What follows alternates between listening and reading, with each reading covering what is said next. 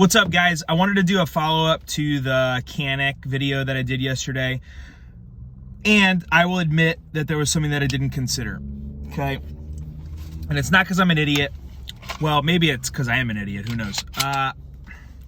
It's because I was pissed, okay? So this is a lesson, right? So I was pissed that the striker was slipping. I don't think the striker should slip when you drop it, period. I just don't think that that's appropriate in the design of a gun. However, I will admit that initially I did not consider that the firing pin block was very likely, this little sucker right here was very likely catching the striker and preventing it from going forward all the way. However, what I will say is this, right? I really like shooting this gun. I really like this gun. I'm not comfortable with the fact that the striker slips when you drop it and it will impact the firing pin block at full speed. And that's something that people are saying is okay, and it's not a big deal.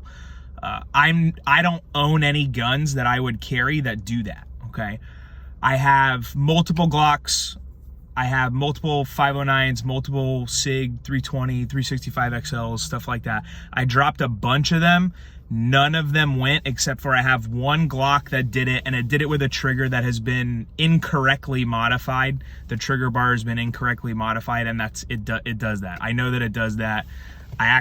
Doing that reminded me that I need to pull that out, and I just need to get rid of that trigger bar and move on from it, period. I need to get rid of it in case I forget, which I probably won't. But anyways, it's important to make sure that you are honest when you say stuff. So I did edit immediately because I didn't have time to make another video. I edited my description on the other video so that it would say like, hey, I think the firing pin block is catching it. It's not a big deal. I am going to get some primed brass, and I'm going to put it in here, and I'm going to drop test it, and it'll pop the primers if the firing pin or the striker is dropping past the firing pin block. I still don't think it's appropriate that it slips. I'm still gonna talk to Canik more. When I told Canik that the striker was slipping yesterday when I called them, they said that it is not supposed to do that. It is not a design feature. It is not designed that way, that if you drop it on the rear of the pistol that the striker will go forward and impact the firing pin block.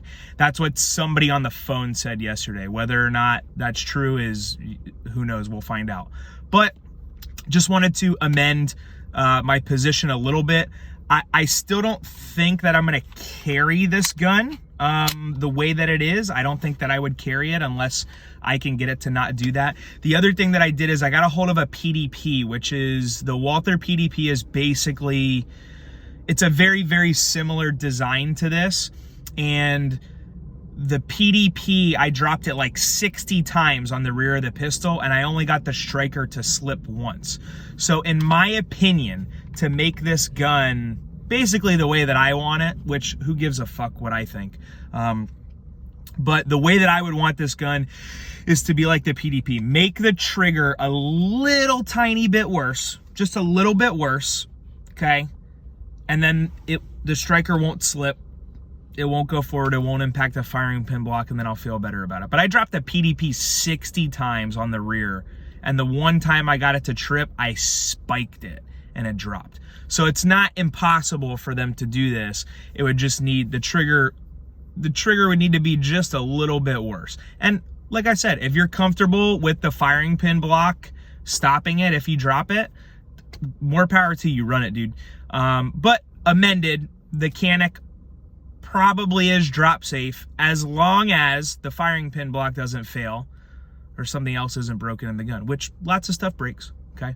All right, guys, have a good one. I'm Chris from Thunderbolt Defense, and I will keep you updated on this gun and how things go with Canik.